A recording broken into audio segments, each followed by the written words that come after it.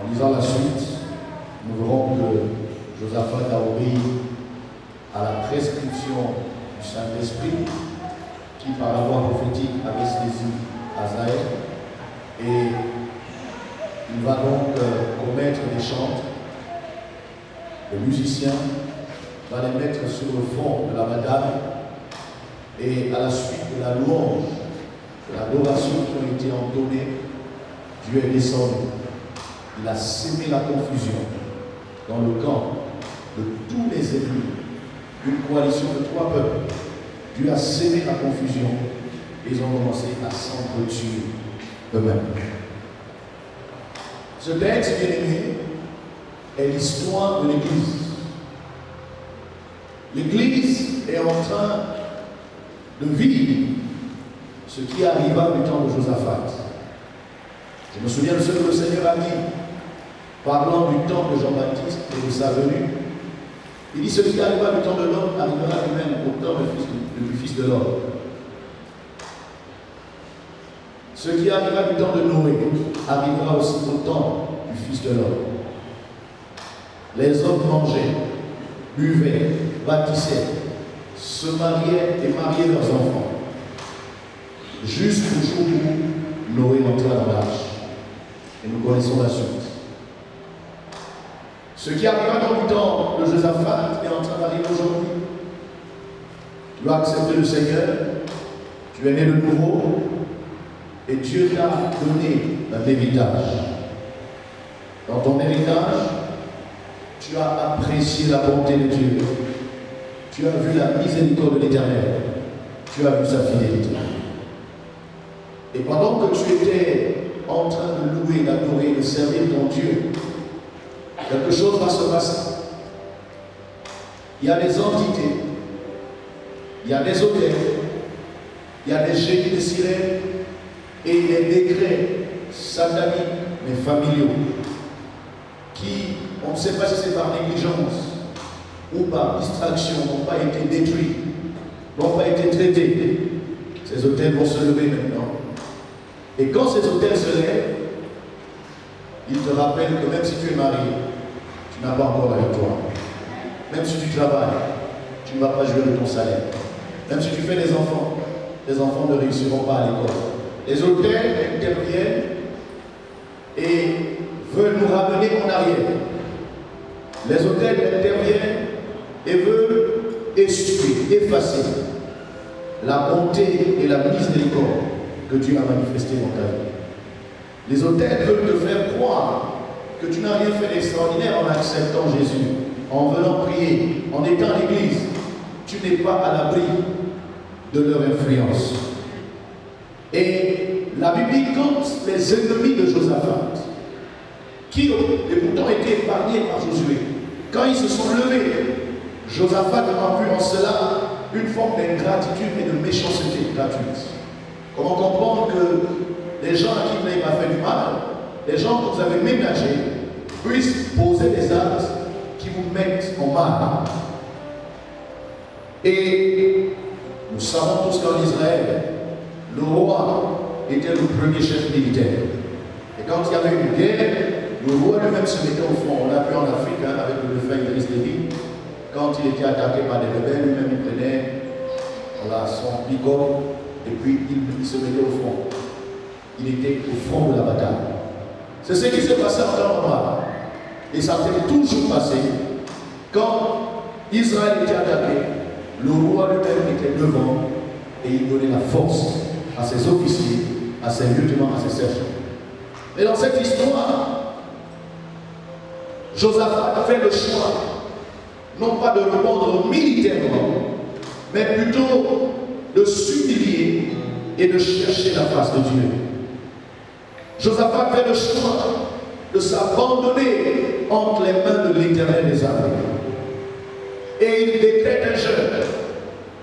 Quand il décrète son jeûne, il s'abandonne, il s'attend à Dieu. Il veut que Dieu agisse, que Dieu fasse quelque chose.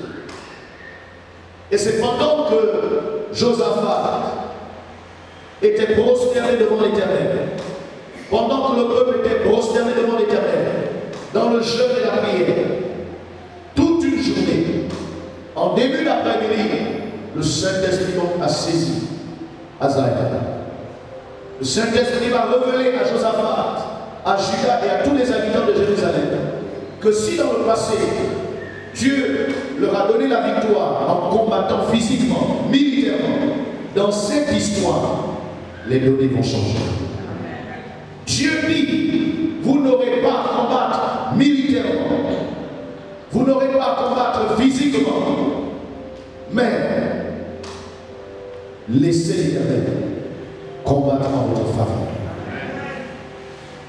Et la Bible dit, c'est pendant qu'ils étaient dans ce temps de jeûne que Dieu a ordonné que les chants et les musiciens soient positionnés au front. Dieu a même indiqué le lieu géographique précis où les chants et les musiciens devaient se tenir. La Bible dit le lendemain matin, très tôt, les chants ont été positionnés et ils ont commencé à louer Dieu. Ils ont commencé à louer Dieu. Quand on lit cette histoire, on aurait voulu que les chanteurs louent Dieu et adorent Dieu pendant 2, 3, 4, pourquoi pas 7 jours, comme au temps de Josué, lors de la bataille de Jéricho. Mais la Bible dit non. Après juste quelques minutes, sinon quelques heures, lorsqu'ils ont commencé à louer Dieu, lorsqu'ils ont commencé à adorer Dieu, l'Éternel a quitté son trône, il est descendu et il a sémé la confusion dans le camp des ennemis. Dans cette nation, il y a des entités qui se sont coalisées pour détruire l'Église.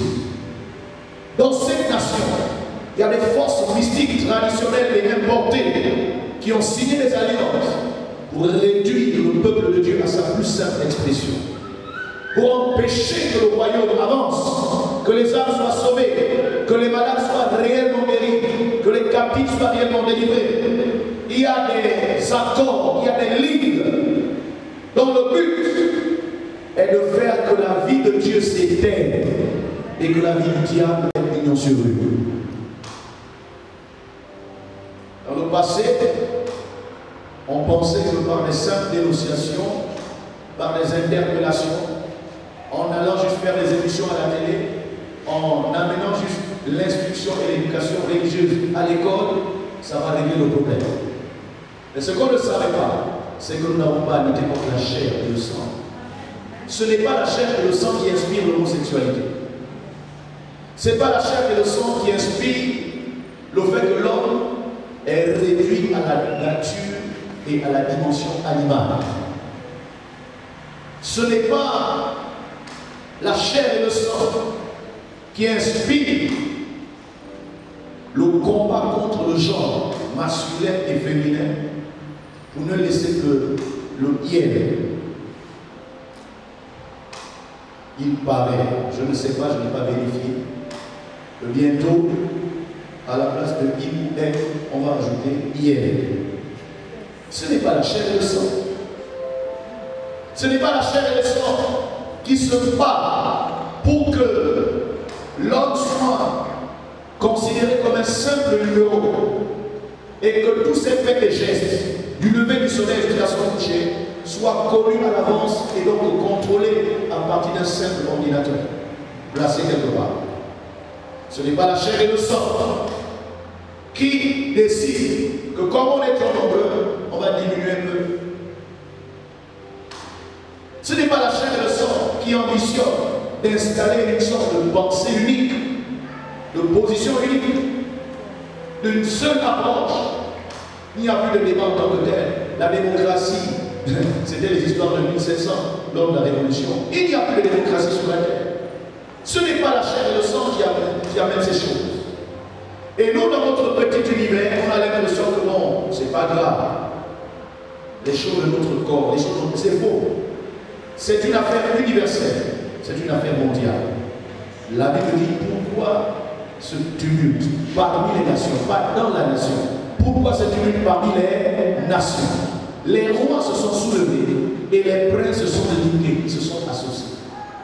Pour faire quoi? Pour combattre l'œuvre de Dieu. Pour combattre le plan de Dieu. Et au temps de Jésus, après la persécution qu'on a fait subir aux apôtres pour avoir guéri un boiteux, Ils allaient vers les leurs et racontèrent tout ce qu'on leur avait fait. Alors ils élevèrent la voix ensemble et dirent, Seigneur, toi qui as fait le ciel, la terre, la mer et tout ce qui s'y trouve, c'est toi qui as dit par l'amour de ton serviteur David, pourquoi ce tumulte parmi les nations? Pourquoi ces vaines pensées parmi les peuples? Les rois se sont soulevés, les princes se sont ligués contre le Seigneur et contre ton nom. En effet, contre ton saint serviteur Jésus que tu as choisi, Hérode et Ponce Pilate se sont ligués avec les nations pour faire ce que toi-même tu avais déjà fait, ce que toi tu avais déjà annoncé. Jésus, avant de mourir à la croix, avait déjà dit que le Fils de l'homme sera livré entre les mains des païens pour être crucifié et être mis à mort. Mais 3 jours plus tard, il ressuscitera. Parfois, nous sommes de ceux qui donnent l'impression que parce que nous on est surpris, Dieu aussi est surpris. Non, lève la main droite, dit Dieu n'est jamais surpris. Dis avec moi, tout ce qui arrive aujourd'hui avait déjà été révélé. Il n'y a rien de nouveau sous le soleil. J'entends ton amen. Le péché, ce n'est pas une nouvelle chose.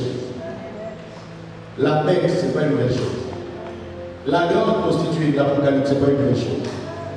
Les crimes, les familles, les fléaux, ce n'est pas une nouvelle chose. Matthieu 24 et 25 aborde ces sujets. Apocalypse, Daniel, Ézéchiel, tous ces livres apocalyptiques nous montrent les événements de la fin des temps. Nous sommes au temps où l'Église doit se préparer à la rencontre de Jésus. Mais pour que tu sois prêt, et là, j'aimerais que tu comprennes mieux le sketch. Si tant il est vrai que l'accent du sketch a été mis sur la nature et la qualité de nos offrandes, mais derrière ce sketch, je vois une interpellation de Dieu sur l'état de ton cœur. Dans tout ce que tu fais, quel est ton état spirituel? Aujourd'hui, on parle de l'offrande, mais parlons de ton service dans l'Église. Tu sers réellement Dieu ou tu sers l'Église? Tu sers réellement Dieu ou bien tu sers le pasteur? Tu sers réellement Dieu ou bien tu es là pour faire plaisir à quelqu'un qui t'a invité à l'église?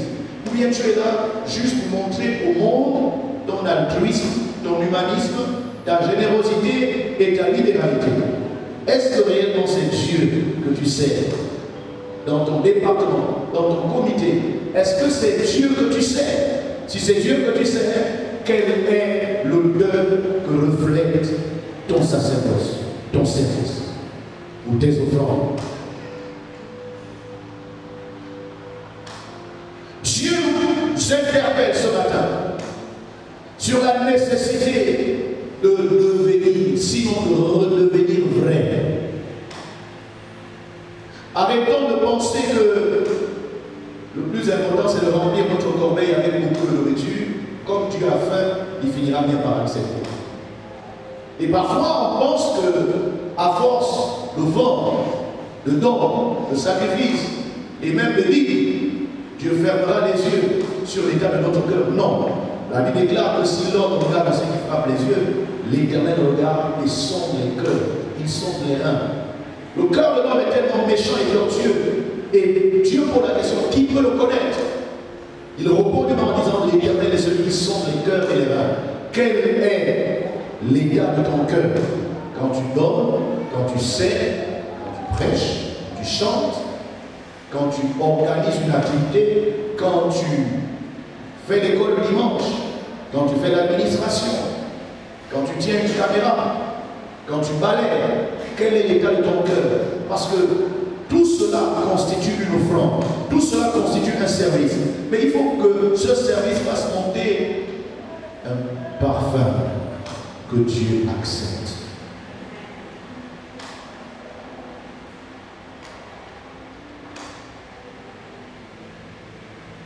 Paul et Silas ont servi Dieu avec passion. Paul et Silas ont servi Dieu de tout leur cœur. Ils ont servi Dieu du mieux qu'ils pouvaient. Mais ils ne savaient pas qu'en le faisant, la prison les attendait. Et la Bible dit, on les a jetés en prison, pas parce qu'ils ont tué, pas parce qu'ils ont volé, pas parce qu'ils ont été des citoyens malhonnêtes, mais juste pour avoir servi Dieu.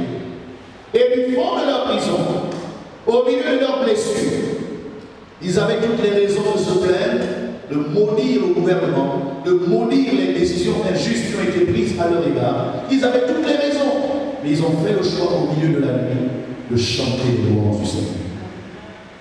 Et cela que nous voyons dans la Nouvelle Alliance, l'expérience de Josaphat s'est répétée. Si dans l'Ancien Testament, rien que par la louange, Dieu est descendu et a semé la confusion dans le camp des ennemis, dans le Nouveau Testament, Dieu est descendu dans la prison de Paul et Silas. Rien que par la louange, au milieu de la nuit. Et la Bible dit, quand Dieu est descendu, les fondements de la prison ont été renversés, les portes se sont ouvertes et les prisonniers étaient prêts à sortir, à s'évader. Quand le gardien, le geôlier a vu que les portes de la prison étaient ouvertes, il a pris l'épée, il a pu se suicider parce qu'il savait que si les prisonniers s'échappaient, lui, on va le tuer. Donc mieux, c'est mieux qu'il se suicide en même temps. Mais la Bible dit, Paul a crié une fois fort, ne te fais pas de mal, nous sommes, comme pour dire, nous ne sommes pas des brigands. Si on était des brigands, on aurait profité du tremblement de terre pour faire une invasion, pour faire une sédition, une mutinerie. Mais nous sommes des hommes et des femmes responsables. Dieu est descendu et il a réglé ce qui est le plus important. Qu'est-ce qui est le plus important, enfant de Dieu? Qu'est-ce qui est le plus important, Église? Oui, j'ai besoin d'une voiture parce qu'il faut bien que je me meuble. J'ai besoin d'habits pour bien que quand je rentre dans un bureau, on me respecte. J'ai besoin d'une belle maison pour bien que quand je dors, je n'ai pas de cauchemar parce que ça coule quand il pleut et que je ne puisse pas avoir des cauchemars parce qu'il fait trop chaud la nuit. Non, j'ai besoin de ces choses. Mais le plus important, c'est quoi? Paul s'adresse à cet homme qui voulait se suicider, il ne le fait pas. Et il a dit, viens, nous sommes entre terrain. Tu ne vas pas perdre le travail à cause de nous. On ne va pas fuir. Quand le geôlier a vu ça, il a compris qu'il était en face des gens honnêtes. Souvenez-vous, les soldats qui observaient comment Jésus agonisait sur la croix. Alléluia. Et puis les uns se moquaient. Mais il y a un qui a tellement observé et il a compris, et c'est écrit dans les évangiles, assurément cet homme était réellement un fils de Dieu. Vous savez, il y a des gens qui nous observent dans votre galère. Il y a des gens qui nous observent dans votre paix. Il y a des gens qui nous observent dans les difficultés que vous traversez. Ce qui les intéresse, c'est votre attitude. Or, l'attitude est le résultat de ce que nous sommes au-dedans de nous. Mon attitude est influencée par l'état de mon cœur. Si je suis content, ça se saura. Si je suis triste, ça se saura.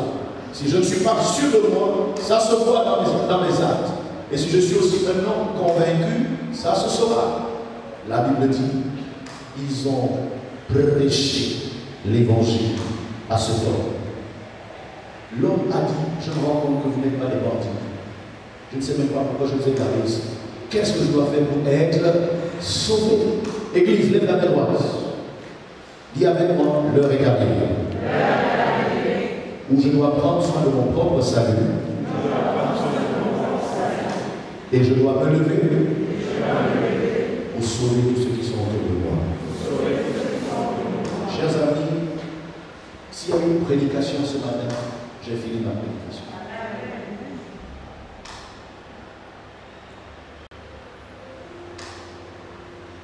Paul dit à ce corps, Dieu vient de te prouver que nous ne sommes pas des bandits. Et Dieu vient de te prouver que si nous voulions réellement appliquer la force qu'il nous a donnée est au-dessus de la force militaire. Mais crois au Seigneur Jésus pour que tu sois sauvé, toi d'abord, et toute ta famille. Quelle est l'offrande que tu vas apporter à Dieu dès l'entame de 2022? Dieu n'a pas besoin de ton argent.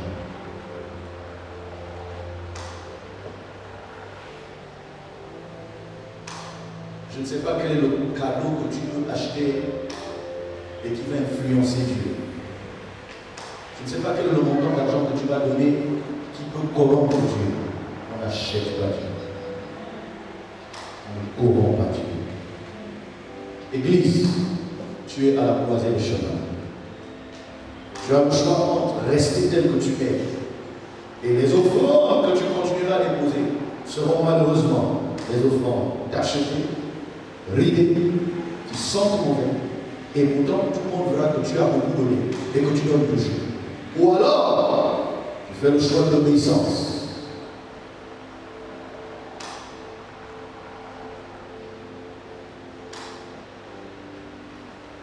Quel est l'état de ton salut? Est-ce que tu te souviens encore que si tu es ici, c'est parce qu'un jour, tu as fait le choix de devenir enfant de Dieu.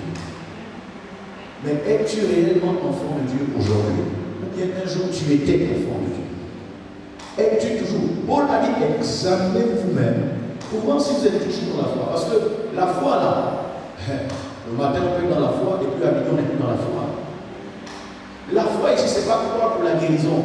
Je crois que Dieu m'a dit, ce n'est pas ça. La foi du salut, la foi d'un chrétien, la foi fidélité, la foi honnêteté et loyauté à Dieu. Ton salut est ton premier changement. Ton salut est ta plus grande entreprise. Ton salut est ton poste de dépense le plus important. Deuxièmement, l'obéissance que Dieu attend de toi, c'est la recherche du salut des perdus, des pécheurs. Et ton Jérusalem, c'est ta maison. Ton Jérusalem, c'est ta famille. Ton Jérusalem, sont tes contacts WhatsApp. Ton Jérusalem, sont tes amis sur Facebook. Ton Jérusalem, ce sont tes collègues ou ceux qui ont la grâce de travailler. Ce sont tes voisins ou ceux qui ont la chance d'avoir des bonnes relations avec leur entourage. Parce qu'il y a des gens qui habitent dans des quartiers, même s'ils meurent, la personne sera qu'il est mort. Tellement il dit bonjour à personne. Il ne parle avec personne. Il ne connaît personne. Dieu est fatigué de notre argent si on n'est pas capable d'obéir. Dieu est fatigué de nos dîmes si on n'est pas capable d'obéir. L'obéissance vaut mieux que les sacrifices. L'obéissance vaut mieux que l'argent. Où as-tu mis l'entreprise du salut des âmes? Il y en a qui évangélisent pour montrer aux autres que eux, c'est eux qui amènent les âmes. Dès que tu as eu ta récompense, c'est-à-dire les gens t'ont acclamé, c'est fini. Tu lèves le pied, tu arrêtes d'évangéliser. Il y en a qui évangélisent pour qu'on dise qu'ils sont les meilleurs. Mais dès que tout le monde aura reconnu que tu es le meilleur, tu as déjà reçu ta récompense. Tu vas lever le pied. Est-ce que nous réalisons que Jésus est à bord, mais il vient chercher une église? Avant qu'elle ne soit pure, sans tache pure, il faut que l'église existe d'abord. Or, l'église est composée d'hommes et de femmes que nous avons sauvés. Lève la main droite. Dis Seigneur Jésus. Seigneur Jésus.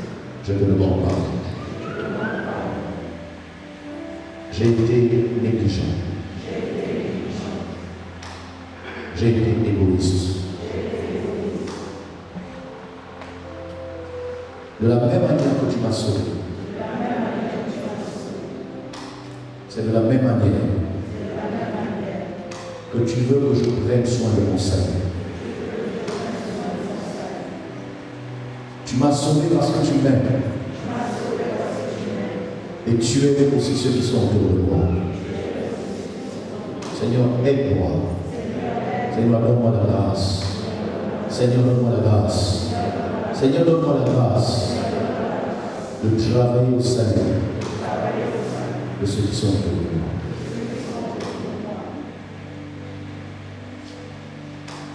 Un chrétien qui travaille au salut de ceux qui sont autour de lui est prêt à mettre la main dans la poche si la dépense qu'il va effectuer peut aider quelqu'un à accepter Jésus. Et la chose la plus simple, la plus facile que tu peux appliquer dès aujourd'hui et dès demain, c'est déjà de commencer par dis à la personne que tu invites à l'église, s'il te plaît, je veux t'amener à l'église, ne te préoccupe pas de ça, je m'en charge.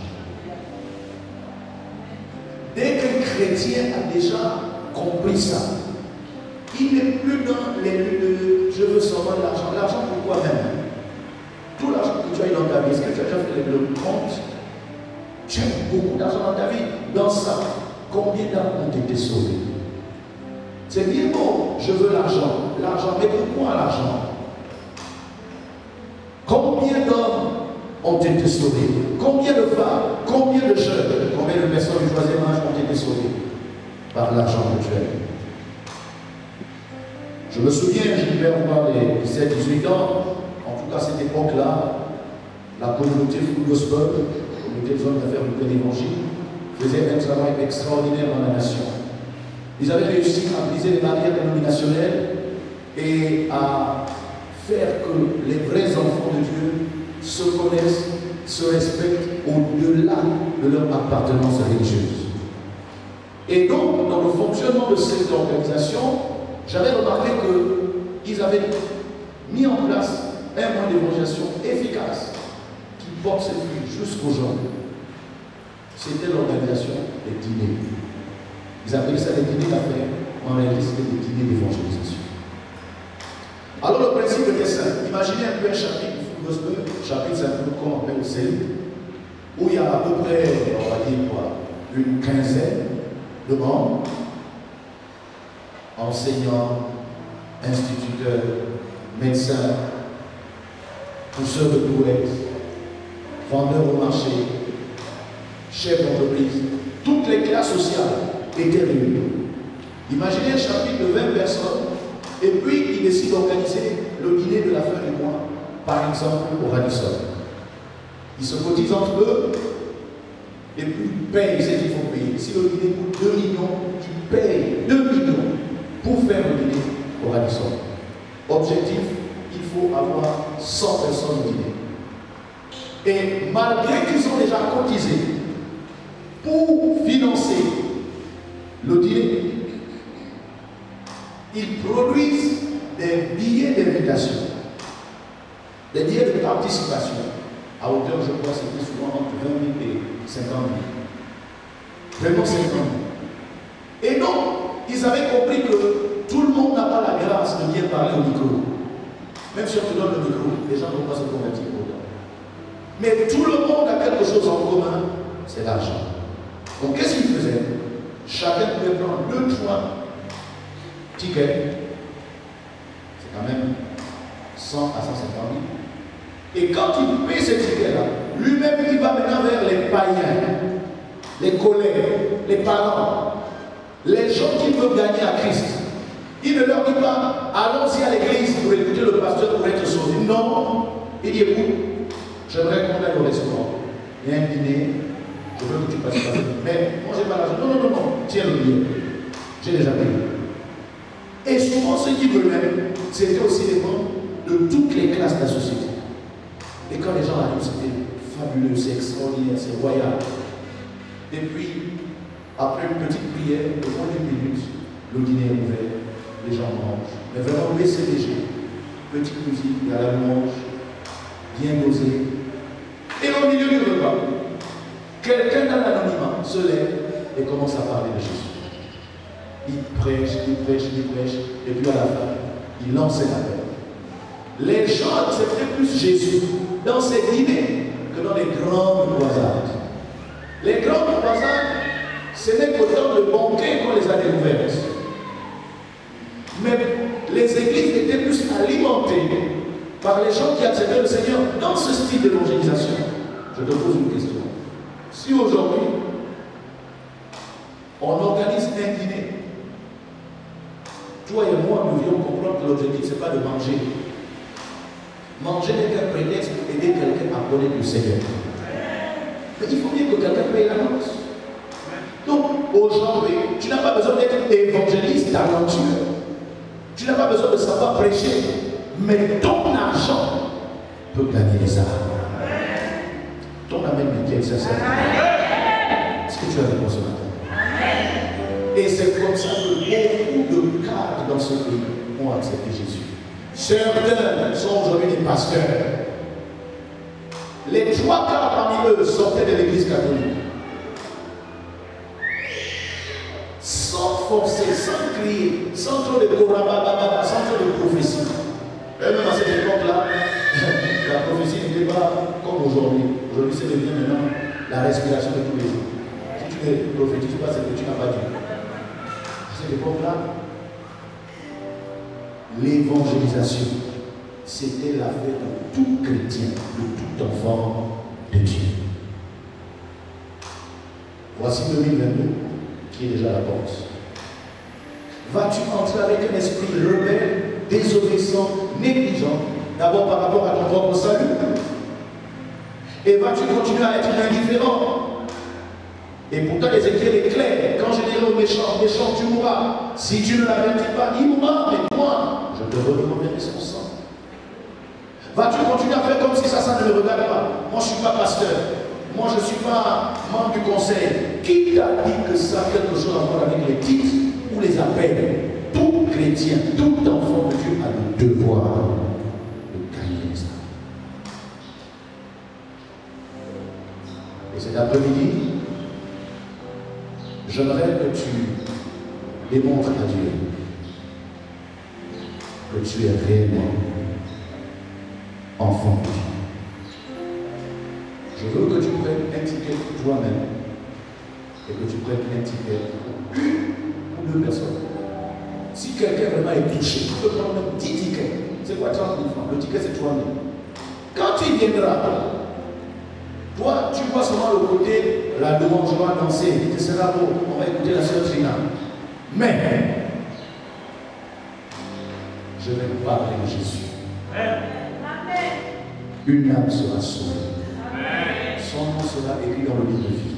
Et un jour, ce jour-là, devant le tribunal de grand trône blanc, qui est différent du trône du jugement, mais plutôt le trône des récompenses, quelqu'un viendra en courant avec un grand sourire, les yeux brillants, pour venir te serrer en disant grâce à toi, j'ai accepté Jésus et je suis sauvé. Mes amis, sur cette terre, on n'aura jamais la vraie récompense de notre évangélisation. C'est au ciel. Il y a même des gens qui t'observent depuis et qui ont fini par accepter Jésus rien qu'à cause de ton témoignage. Mais ils ne te le diront jamais. Aujourd'hui, peut-être même ils prient dans une autre église. Et quand on va leur demander, mais toi, tu as fait quoi pour accepter Jésus? Il y avait un gars au quartier, vraiment, au début je me moquais de lui, je le critiquais. Mais quand j'ai bien examiné sa vie, j'ai découvert que c'était un chrétien, un enfant de Dieu. Et sa vie, son comportement, sa manière d'être, ça m'a tellement touché. Et j'ai dit, le jour où je dois aller à l'église, je veux être comme lui. Toi, tu es ici, mais il y a des gens qui prient dans une autre église. Mais ces prix là, c'est parce qu'ils ont été influencés par ton témoignage. Donne-moi ton amen. Donne-moi ton amen. Combien parmi nous ce matin peuvent quitter de la théorie à la pratique? Combien peuvent obéir à Jacques 1, 22, mettez en pratique la parole de Dieu, ne vous contentez pas seulement de l'écouter en vous trompant par de faux raisonnements? Combien peuvent partir des nuages pour accepter l'obéissance pratique?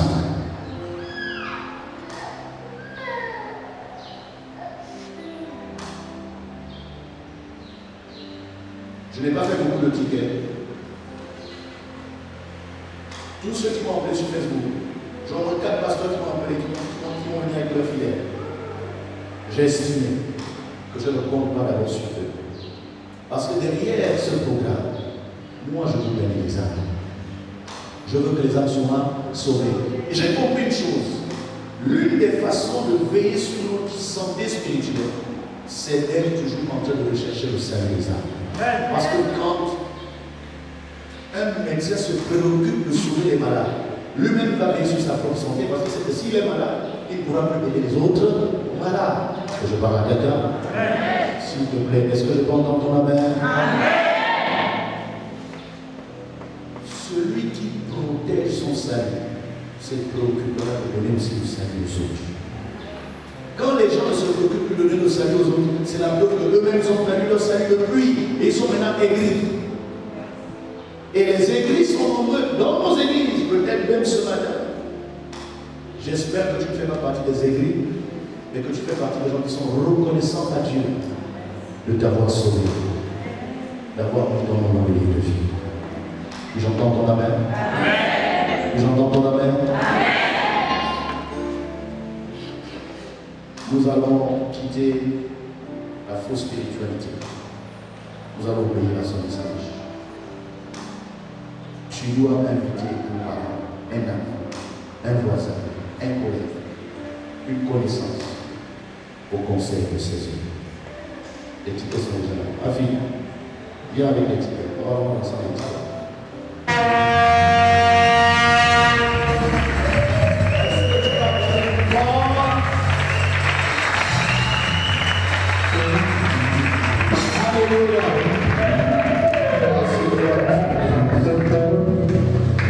Je vous ai promis que nous aurons un vrai passage de la cérémonie ce matin pour nous préparer à revenir l'après-midi. Alléluia. Alléluia. Alléluia. Je sens comme si certains ne voulaient pas revenir l'après-midi. Mais vous-même, vous allez avoir envie de venir l'après-midi. Alléluia. Qui veut être là l'après-midi? Je te vois. Alléluia. Alléluia. Alors ce matin, je voudrais que le message nous maintienne dans une atmosphère de prise de conscience. Si tu ne prends pas conscience, rien ne changera dans ta vie. À tes résolutions répondra le succès, pas à la chance. Le hasard n'apporte pas de changement, n'apporte pas de succès et la réussite. Ce qui apporte le succès et la réussite sont les décisions conscientes et bien réfléchies que nous prenons. Et ce matin, je veux que tu restes connecté à la notion du salut des âmes. Le monde est en train d'aller à sa perte. Chaque jour qui passe, nous nous rapprochons des choses les plus abominables qui sont décrites dans la parole de Dieu.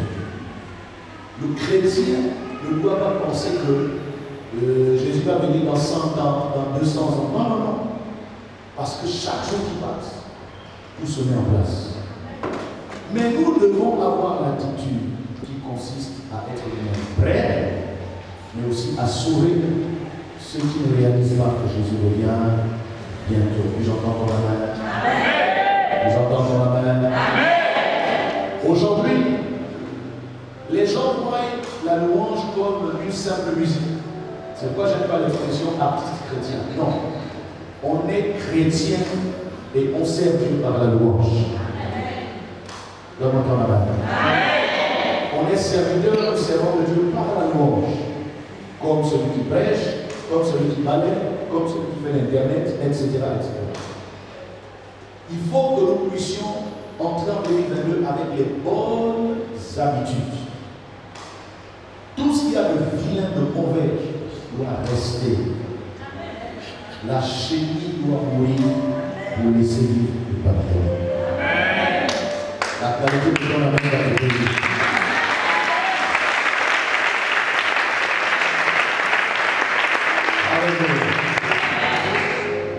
Et j'ai compris, bien aimé, il vaut mieux une parole dure qui produit un changement qu'une parole sucrée qui te fait tourner en rond et tu finiras par mourir au désert. Toutes les belles paroles qui t'ont donné des émotions là, quand tu fais le bilan de ta vie, où est-ce que tu vas? Aime Dieu, aime Jésus de tout ton cœur. Aime Jésus de toute ta force.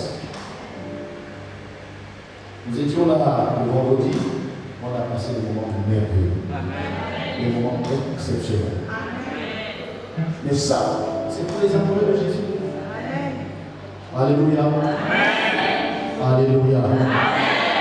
Vous aimes Dieu, peu importe qui vient tenir le micro pour prêcher, pour chanter, tu seras toujours à ton poste. Et quand tu commences à faire les calculs, je viendrai quand c'est tel, je viendrai quand c'est ceci, là tu as un problème, tu n'es pas un amoureux de Jésus.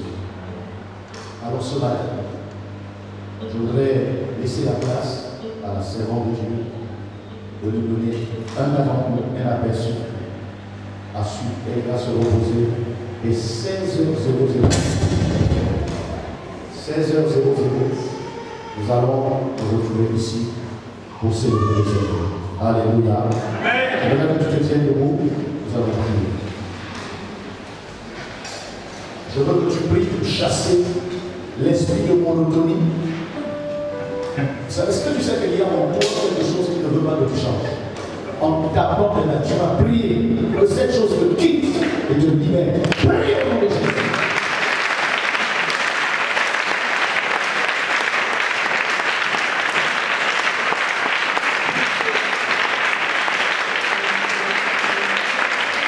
Chasse tout ce qui t'empêche de changer, de t'améliorer. Tout ce qui va te donner du mort.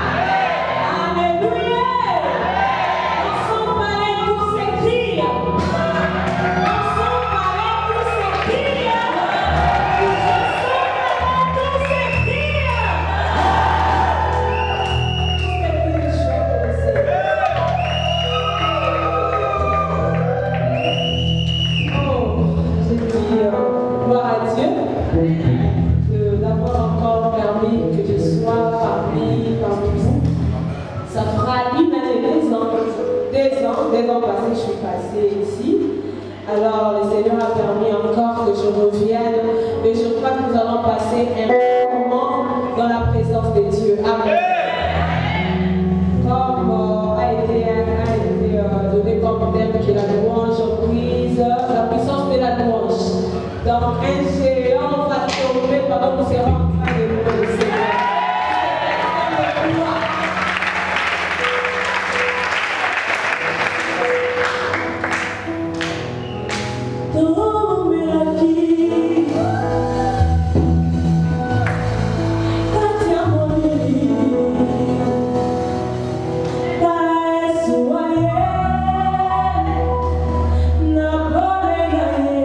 Chanter avec moi.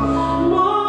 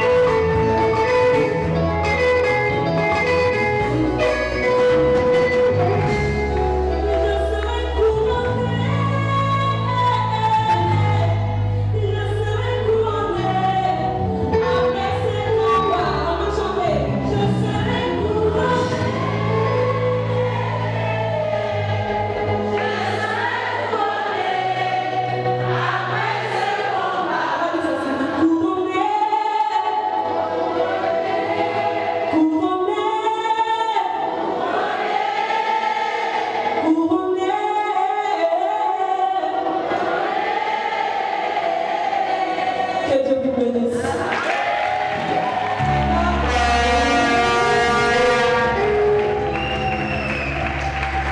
Alors je vous invite ce soir pour qu'on chante toutes les chansons que vous connaissez. Je vous invite ce soir à 16h. À 16h, nous allons danser jusqu'à fatiguer. Est-ce que vous aimez là? Vous aimez là? Ok, alors nous allons chanter la dernière chanson, c'est qu'on appelle Ialelo. Je vais pas voir la note.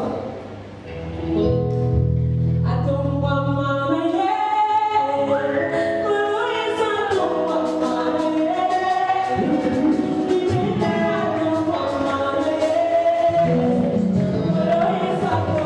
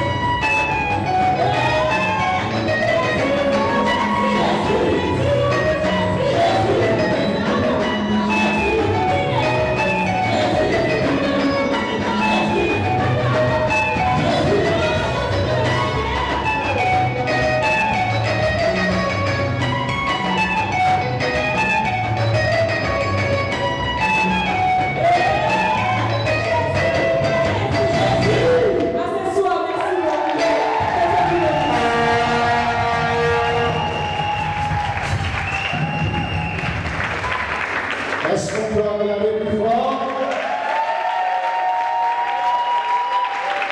Alors ce soir, je serai dans la 16h, c'est le début. Alléluia. 15h45 soit déjà là, occupe la première place. Et puis voilà, je crois que